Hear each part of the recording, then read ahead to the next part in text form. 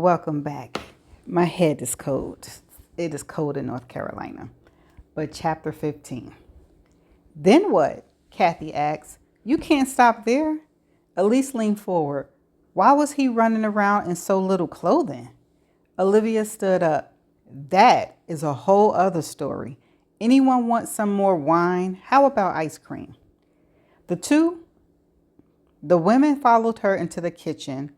You said Kit has lived all over the world and now he's in government service, Kathy said. My guess is that's the reason he was there. He was planning to go on his first mission, wasn't he? You're right, Olivia said, but he would have died before telling anyone that.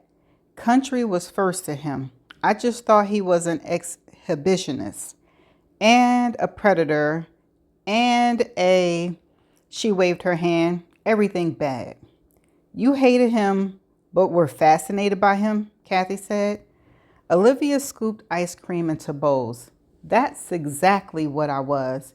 And after I heard him speak, I was even more angry. Kathy and Elise waited for her to continue. You ever hear a voice that sent chills down your spine, made your hair stand on end, revved up your heart so it was pounding? Olivia asked. Elise grimaced. Does my dad yelling at me when I was 6 and broke a Tiffany vase count? Definitely not, Olivia turned to Kathy. Don't look at me. Ray's voice makes me wonder what else he wants me to do. Olivia paused as she thought about what Kathy had said. According to Ray, his wife lived for him. But Kathy complained about the lack of passion. Did Ray... Go on with your story, Elise said. You were borrowing a cookbook and making shields? Not just a cookbook, Kathy said. The cookbook. Right, Olivia said. Me, who didn't know how to make a meatloaf, was saying I was going to cook French cuisine. Of course, I wasn't really thinking about doing that. I was just so angry at the smirks of those old men that I would have said anything to make them shut up. And him, that boy, I was already sick of hearing how fabulous he was. I just wanted to be better than he was at anything. So what did you do? Kathy asked. Nearly kill myself and him? Olivia gave a little laugh. Kit and I had 3 weeks of a competition that should go down in history as the roughest, toughest. She grinned. And the very stupidest war there ever was. Okay, Elise said, start at the beginning. Did the cookbook or the magnolia tree come first? Olivia took a bite of mocha ice cream. First came the shields. I am embarrassed to admit that in the time I've been there, I've been so angry that I ignore the children. But back then, you just shooed kids outside and let them entertain themselves. Parents didn't need to supervise every second of their kids' lives. But you seen Kit playing with them, Kathy said. Yes, and I was quite jealous.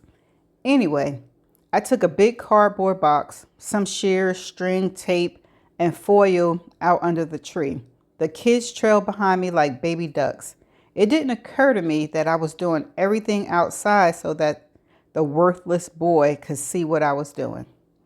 She paused. It took me a couple of hours to make the 2 worst shields ever created. They were flimsy and the string handles I taped on the back came off and the foil tore. The kids were nice about it, but they knew the shields were awful. What did Kit do? Kathy had a hint of disgust in her voice.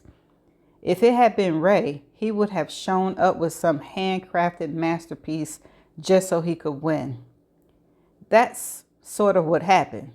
Olivia was looking at Kathy in speculation. I was trying to tape some tree branches onto the back of the shields to make them stronger when he pulled up on the tractor. The modern equivalent of the charging horse, Elise said, my personal fantasy. I didn't know it, but that morning the children had asked him to make shields for them. He already glued up 3 sheets of heavy cardboard. After lunch, he used the old bandsaw to cut out shield shapes.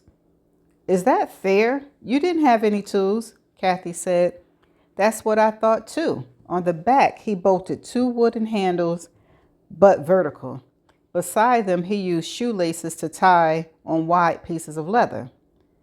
Oh, Kathy nodded, so they can slip their forearms through. Yes, Olivia said. They were truly magnificent shields, and the children were awed by them and by Kit. They flung themselves at him, and he held both of them. Olivia shook her head. I was so jealous. My wimpy shields were on the ground, bent and already coming apart, while his were strong and... She waved her hand. What did Kit say? Elise asked. Nothing. The kids were hanging off of him, and he looked at me as though he expected me to praise him. Thank him. But I wanted to smash him in the head with the shields or run the tractor over him. Instead, I said, go away. She looked at Kathy and Elise, who were waiting for her to go on. Kit put the children down and said, as you wish, then climbed back up on the tractor and drove away. Like in The Princess Bride, Elise said with a sigh. Only Kit said it before that movie came out. And his voice gave you chills, Elise said. How does the voice of your young gardener Adonis affect you? Olivia asked. Like hot champagne pouring over me, Elise said, signing. He sounds even better in Spanish. Olivia smiled. Like when Kit speaks Arabic, but that first time, Kit's deep, gravelly voice sent an electrical charge through me. And that made you even more angry, Kathy said. Very much so. I genuinely and truly hated that worthless boy. Who was far from being a child, Kathy said. Right. I was the adult, but he was outdoing me. His work was applauded while mine was ridiculed. The children adored him, but they tolerated me. My shield was bad, his was perfect. In my mind, war had been declared.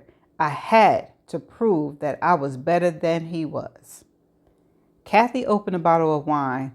What did you fight with? Cooking? And what else? Everything, anything.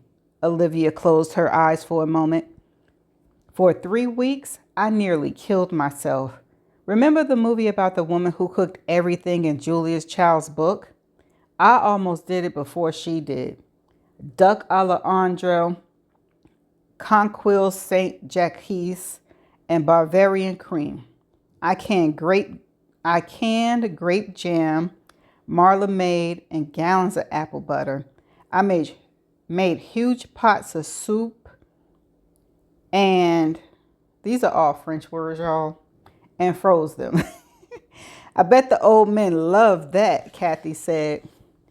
They certainly did. Mr. Gates went to the grocery nearly every day. They began talking about food like they were writing critiques for the New York Times. And the children? Elise asked. Olivia smiled. Something I can do that Kit couldn't was sew. I rummaged in the attic and found an old treadle machine, and my mother cleaned out her fabric storage. I made the kids medieval-looking outfits to go with the shields Kit had made, which, by the way, I coated in silver paint.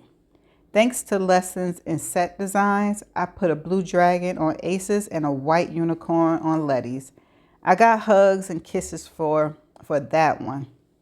What did Kit do? Kathy asked. Worked as hard as I did. Every day, Bill Letty's father came by and told us what Kit was doing. He single-handedly cleared up the old cemetery. Bill told us how Kit lifted big marble headstones and reset them in concrete, and how he cleaned off the moss. And he repaired the old fence, then planted rose bushes around the whole place. Bill said that Kit had slithered on his belly through the wild blackberry vines to reach the old well house and repair the roof. Olivia took a breath. Bill said that between Kit and me doing so much work, he and his wife were having time for a second honeymoon. Nina really wants another baby, he said. The old men laughed at that, but I was embarrassed. Who won? Kathy asked. Neither of us, Olivia said. It ended when we slept together. Ah, good old sex, Elise said with a sigh. No, not sex, sleep. And we didn't know we were together. We had weeks of no rest and masses of work. We were exhausted. We didn't know it, but we both collapsed under the big magnolia tree, one of us on each side, and fell asleep. Everything would have been all right if the kids hadn't seen us. Olivia laughed. By that time, I'd fed all of them so much butter-laden food that they were having digestive problems. They were getting homesick for the bland food they usually ate, and the kids were refusing to eat anything with anchovies or garlic and absolutely no chicken livers. They wanted canned tomato soup and grilled cheese and nothing green added to either one. Like the old days, they'd say. Olivia smiled. Years later, Dr. Cal, that's who Ace grew up to be, told me that Uncle Freddie said that if Livy and Kit didn't stop fighting, his heart was going to burn up. Poor soft-hearted Ace started to cry. He never heard of heartburn and didn't know it wasn't fatal. He just thought Uncle Freddie was going to be taken to the hospital where his mother was. What did they do to get you two together? Kathy asked. Weaving. Olivia's eyes were sparkling in memory. While we were asleep, those loud, boisterous children tiptoed around Kit and me on fairy feet and tied us inside spider webs. I think they thought that if they tied us, to one spot, we'd talk and become friends. At least that's what my guess is. Shall we go sit in the living room? Only if you tell more of the story. Elise stood up. I agree, Kathy said as they left the kitchen. And that's the end of chapter 15. That was a really cute chapter, if I must say so myself. But it's nothing to talk about. It was just cute. I didn't have any definition video, so this is the end of chapter 15. I shall see you in the next chapter. Warning, it might be a little long. Bye for now.